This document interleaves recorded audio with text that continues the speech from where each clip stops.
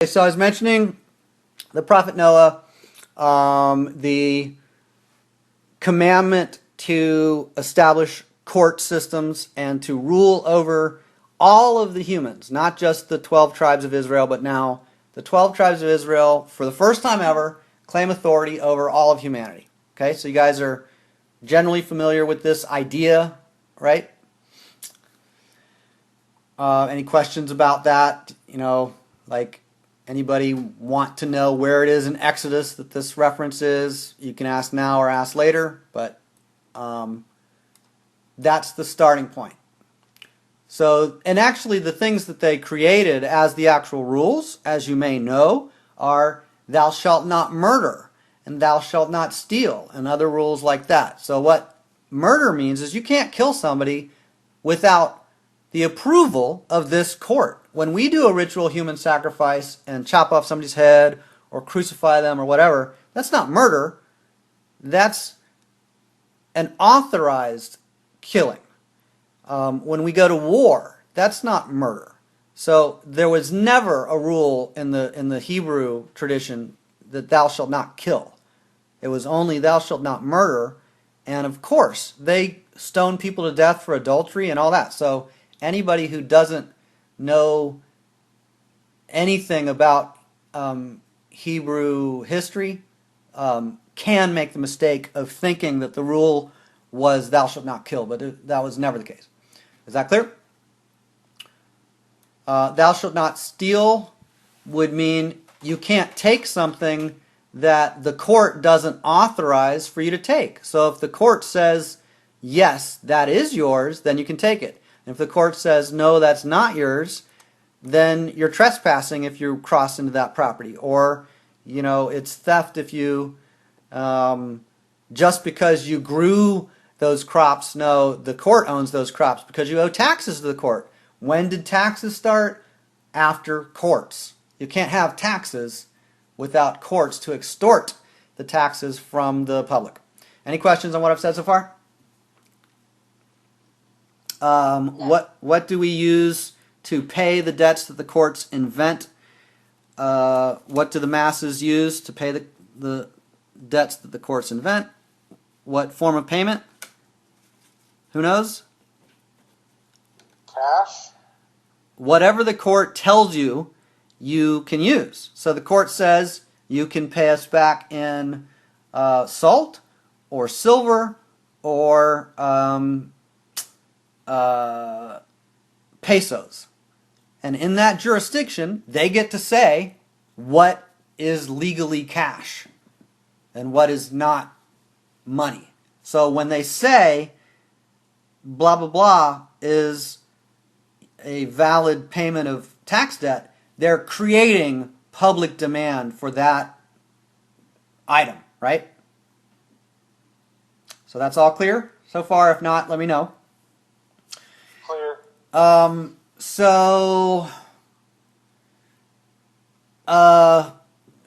Moses, another popularly known Hebrew prophet, he tells the Levites to slaughter, their neighbors and to slaughter the Moabites, and I've made several references to that before. That gets into Exodus and the book of Numbers.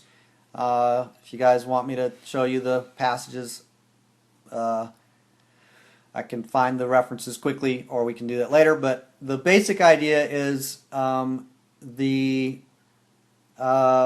Hebrews say, hey, those neighbors over there, we need to kill them, take all their stuff, and we're going to take all their virgin women as slaves, slave wives, whatever. And that's in the Bible. It's pretty explicit.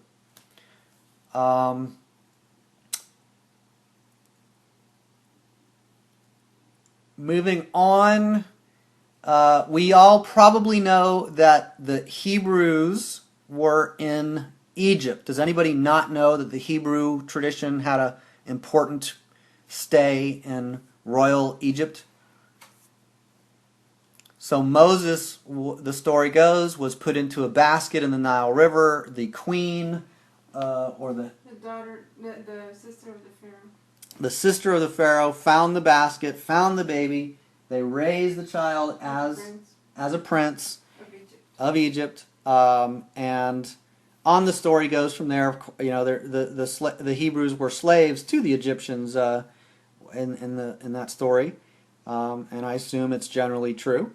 And over time, Moses, leads the Hebrews away from. They're fleeing from the slavery of the Egyptians. They're running away from the Egyptian soldiers and so on. But as time goes on, we see that Egypt as a empire falls. Rome becomes a center of international influence. Italy in general, but Rome in particular, the Holy Roman Empire. Obviously, other areas like Istanbul were also prominent centers of the Holy Roman Empire. But I'm just going to kind of gloss over all of that. You guys know that the Inquisition existed. You knew what kind of brutality went on there. You know the Crusades existed. You know what kind of brutality went on there. Maybe you don't, but Vlad the Impaler, from whom the Dracula story comes, he actually put living people onto spears and tortured them until they died. It took I don't know how long it took, but they didn't die quickly. And it was something that he did to a lot of people, and he was, honored by the Pope for his great contribution to the Crusades, because he was really terrifying to the enemies. Any details you think to throw in?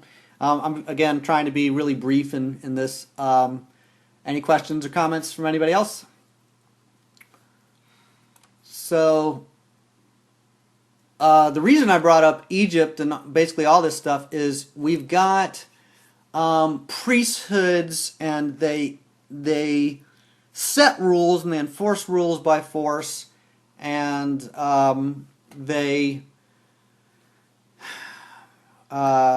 also have a few different kinds of bureaucrats. There's the actual soldiers, but there's also spies. There's also chaplains. There's also surgeons and nurses and people to do the physical medical exams to see what soldier's ready for battle and what soldier is allowed to go to training and which soldier has flat feet so they can't even be part of the Navy or whatever. Or they can be part of the Navy but not part of the Air Force because their eyesight or whatever, right? So you guys are aware of those kinds of things. You've got a bunch of different officers and types of officers within these armies. Is that clear? Yes. Yes. So one of the things that we know about armies and governments and so on is that they have a physical location of where they rule from, the center of their rule, right? Yes. No. Trick question. Is that right? Trick question. Go ahead. No, that's not. I don't know if that would be necessarily correct. Okay, correct me. What is correct? Well, I mean, if you don't think the United States has a lot of pull in other countries, considering we have military bases all over the world, obviously they have power to dictate the foreign policy of many countries. So the U.S. Your volume is way down, Daniel. The U.S. has military bases in lots of foreign countries, so we can dictate policy in the vicinity of our military base, even though the U.S. doesn't formally rule all of Japan. We have a lot of influence in Japan because we've got nuclear weapons stationed in Japan. We've got 53,000 soldiers or whatever it is. I have no idea. But there's real influence just based on our military presence. So you're saying military presence is important. Is that what you're saying? Daniel?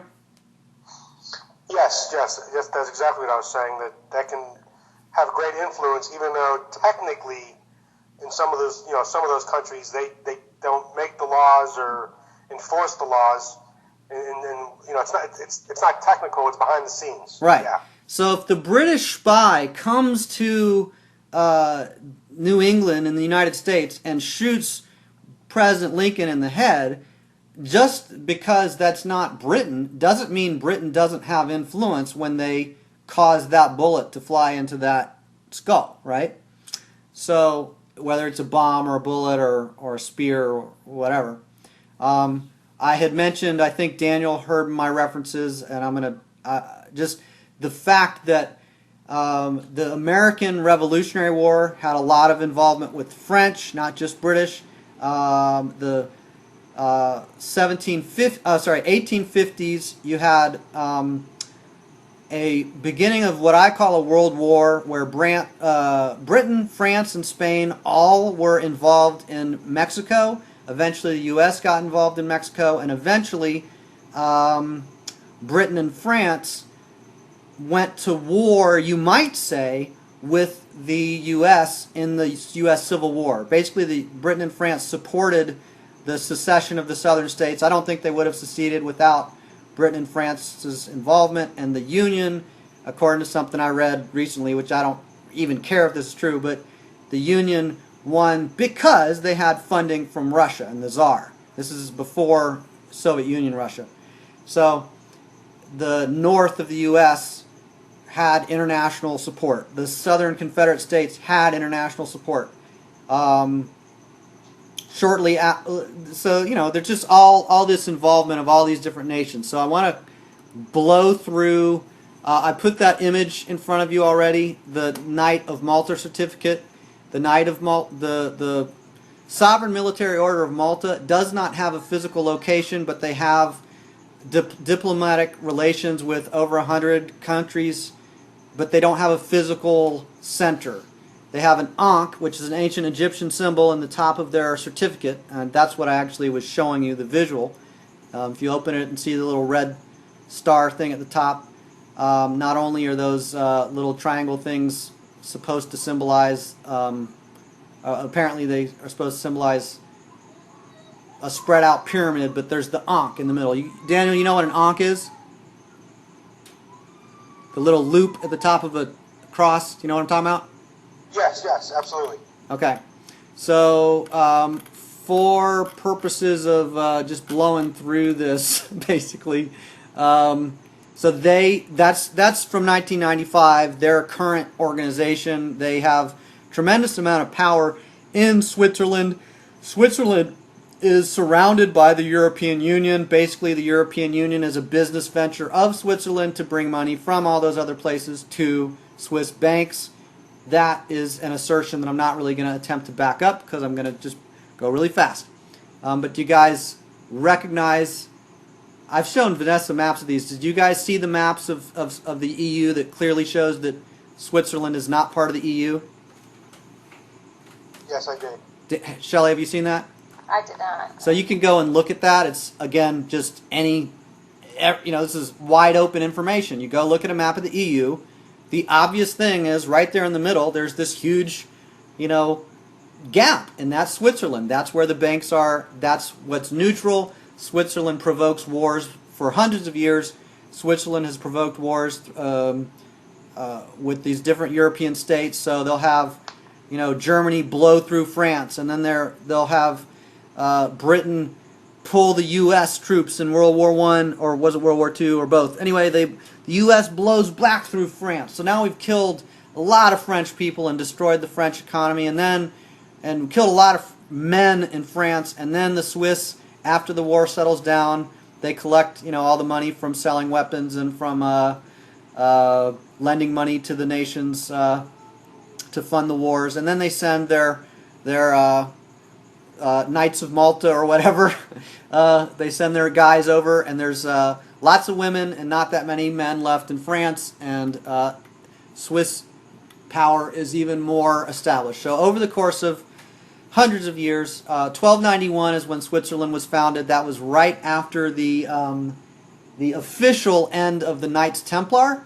So the Knights Templar says, hey, we no longer exist, and a few months later, all of a sudden, all these Knights Templar former members show up in Switzerland and start a country there, and they're this, their central banking operation that they did as the Knights Templar, now they do as the Swiss. the idea that they're all branches of the same system, like, you know, the court systems, all are basically, you know, parts of armies. I don't know if that link's going to work. Let me show you this one first. So this one, at the bottom right of this link that I just pasted, hopefully that, yeah, the bottom right of that link, you'll see the black hats for the military court officers. So the attorneys, the judges, even like the bailiffs and so on, they're military officers. They're officers of the military.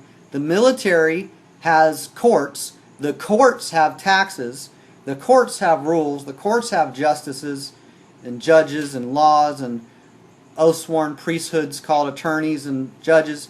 And also, the military, the thing to the left of the black hats there is the, I think it's a black stripe or something, the medical staff. They're also, no, the chaplains, that's the one next over. The chaplains, the religious organizations, that's priesthood. There are still priesthoods of the military system. The teachers, everybody's within the military system. The court says, here's what you guys need to get to pay us back. The court also says, we need computers. We need somebody to build them. We're going to pay some company to manufacture computers, to service computers. And so the military organizations create governments. The governments influence public demand. And the other little detail before I let Daniel go here is that one I just pasted. That image is showing a few dozen countries and showing that they all use, like the entire right side of that chart is obelisks, the shape of an obelisk. The ancient Egyptian thing, which you find in Washington, D.C., London, the Vatican, Switzerland, Argentina, Egypt, Rome.